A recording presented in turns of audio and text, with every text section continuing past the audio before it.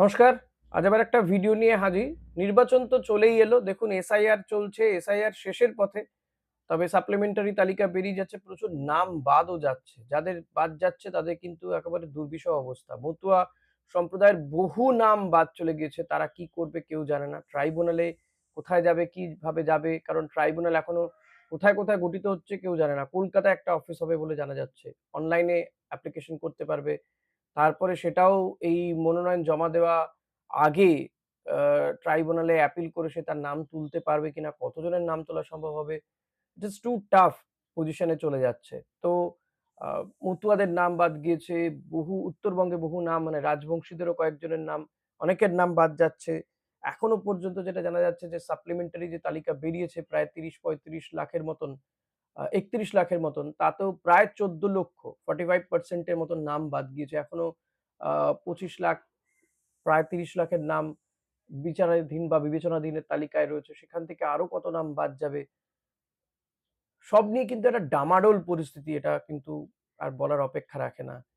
এই এসআইআর করে কার লাভ হলো, কাকে সন্তুষ্ট করতে এসআইআর করা হলো, এভাবে তাড়াহুড়ো করে। দেখুন এসআইআর হওয়ার মধ্যে অনেকেই কিন্তু মানে সবাই বলছেন যে এসআইআর হওয়ার মধ্যে কারো কোনো আপত্তি নেই। কিন্তু এই এসআইআরটা আরেকটু সময় নিয়ে আরেকটু ফুল প্রুফ সফটওয়্যার নিয়ে নামা উচিত ছিল। গতকালও অমিত শাহ এসে বলে গেছেন যে অন্য কোনো রাজ্য হচ্ছে না, কেরালাতে, তামিলনাড়ুতে কোথাও কোনো সমস্যা হচ্ছে না, ঝামেলা হচ্ছে না, এখানেই যত ঝামেলা। ভাই অমিত শাহকে কেউ একটাও প্রশ্ন করলেন না, অন্য রাজ্যে তো এই লজিক্যাল ডিসক্রিপেন্সি কনসেপ্টটাই নেই। জোর করে বাদ দেওয়ার ইচ্ছেটাই নেই।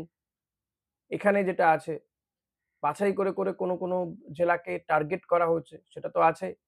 লজিক্যাল ডিসক্রিপেন্সি সবচেয়ে বড় কথা হচ্ছে লজিক্যাল ডিসক্রিপেন্সি। আর এত সফটওয়্যার নিয়ে এত সমস্যা।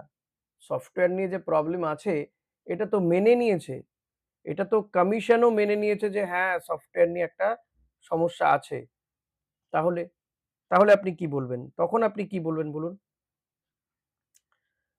এবং এখনো অনেকের মানে এই তালিকাতেও অনেকের নাম ডিলিটেড দেখা যাচ্ছে।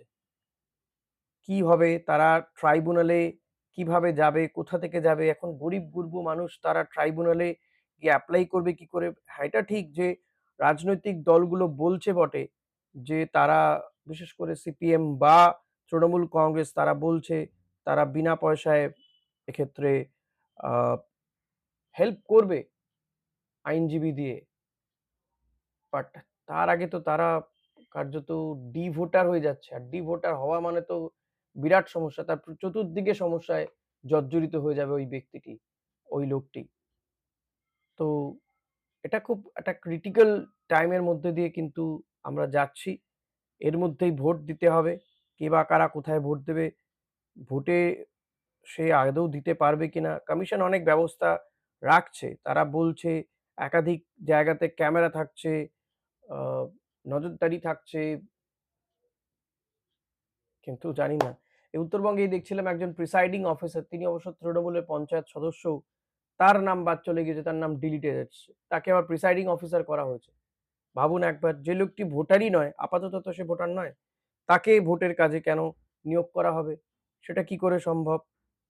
মূলত স্ববিরোধিতা কিন্তু ছত্রে, ছত্রে দেখা যাচ্ছে এই এসআইআর কে ঘিরে। এখন জানি না ঠিক কি হবে? কতদূর কি করতে পারবে? তালিকায় থেকে মানুষকে কিভাবে সন্তুষ্ট করতে হবে? মানুষের মধ্যে কিন্তু ক্ষোভ রয়েছে এবং বিজেপি প্রার্থীরা সেই ক্ষোভের আঁচ পাচ্ছেন বলে দেখা যাচ্ছে। হ্যাঁ? সেটা দেখতে পেয়েছেন আপনারাও। আমি শর্টসে একটা ভিডিও শেয়ার করেছি সেখানে। আমি সাধারণত অন্য ভিডিও শেয়ার করতে চাইছি না চ্যানেলে, তাহলে চ্যানেলের একটু সমস্যা হয়। অনেক জায়গাতেই কিন্তু এই বিষয়টা দেখা যাচ্ছে যে বিজেপি প্রার্থীরা তারা ক্ষোভের মুখে পড়ছেন সাধারণ মানুষের। এই যে সাপ্লিমেন্টারি লিস্ট বেরোচ্ছে সেখানে কিন্তু মানে একাধিক সমস্যা, একাধিক সমস্যা।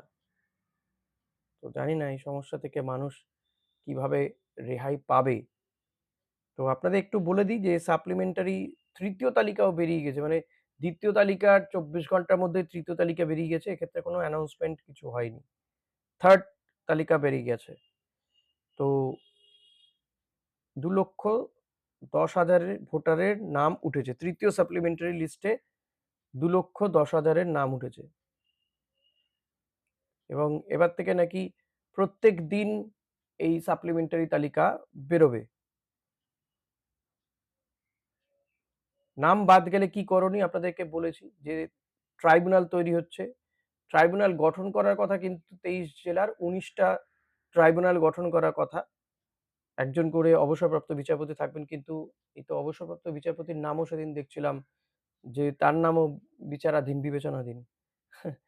তো যাই হোক, অফলাইন অনলাইনে আপনি অ্যাপ্লিকেশন করতে পারবেন, কিন্তু ট্রাইব্যুনাল এখনো পর্যন্ত গঠন হয়নি। কলকাতাতে একটা গঠন হবে, হয়তো কলকাতাতেই হতে পারে। আহ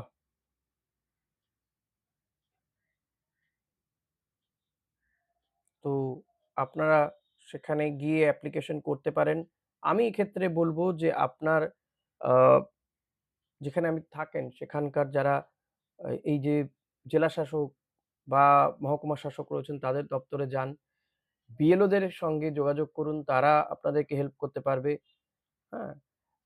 আরেকটা হচ্ছে অনলাইনের ক্ষেত্রে ইসিআই নেট অ্যাপ, এবং সেখানে গিয়েও আপনারা দেখতে পারেন এই ট্রাইব্যুনালে, মানে এখানে গিয়ে আপনি অ্যাপ্লিকেশন করতে পারেন। তো যখন ট্রাইব্যুনাল হবে, কতদিনে হবে, কি হবে কেউ জানে না। বাট স্টিল এটাই বলছে, এখন কিছু করার নেই। এত লক্ষ মানুষের নাম বাদ গেছে। ১ম তালিকায় ছিল প্রায় ১০ লক্ষ, দ্বিতীয় তালিকায় ছিল প্রায় ২১ লক্ষ, আর তৃতীয় তালিকায় বললামই আপনাদের ২ লক্ষ কত একটা বললাম, ২,১০,০০০ এর মতন। এখনো পর্যন্ত এই নামগুলো প্রকাশ হচ্ছে, তার মধ্যে প্রায় ১৪ লক্ষ নাম বাদ গেছে। বুঝতেই পারছেন? অমিত শাহ এদিকে বলে যাচ্ছেন যে ঘুষপেটিয়া যারা তাড়াবেন কি করে, শুধু ভোটার লিস্ট থেকেই না, মানে ভোটার লিস্ট থেকে যারা বাদ যাবেন তারা ঘুষপেটিয়া অনুপ্রবেশকারী। আর অনুপ্রবেশ কি করে ঘটে সেটা তো সবাই জানে। তার দায়টা কার সেটাও সবাই জানে। আপনারা বিচার করে নেবেন কার দায়। এটা ঠিক যে রাজ্যেরও দায়িত্ব থাকে জমি দেওয়া, বর্ডার যাতে সিকিউর থাকে সেটা দেখা। বর্ডার সিকিউরিটি ফোর্সের দায়িত্ব তাদেরও যে বর্ডারটাকে সিকিউর রাখা। এক্ষেত্রে স্বরাষ্ট্র মন্ত্রকও দায় এড়াতে পারে না। রাজ্যের ঘাড়ে যদি দায় চাপানো হয় যে জমি দিচ্ছে না বর্ডার দেওয়ার জন্য, সেটা আর কতটুকু? সেটাও আন্ডারস্ট্যান্ডিং এ হতেই পারত। অনেক ক্ষেত্রেই জমি জট কেটেছে। কিন্তু বাকি জায়গাতে কেন বর্ডার সিকিউরিটি ফোর্স আটকাতে পারে না? অসম, ত্রিপুরা, মেঘালয়ে কি ঘটছে? সেখান দিয়ে লোক ঢুকছে না।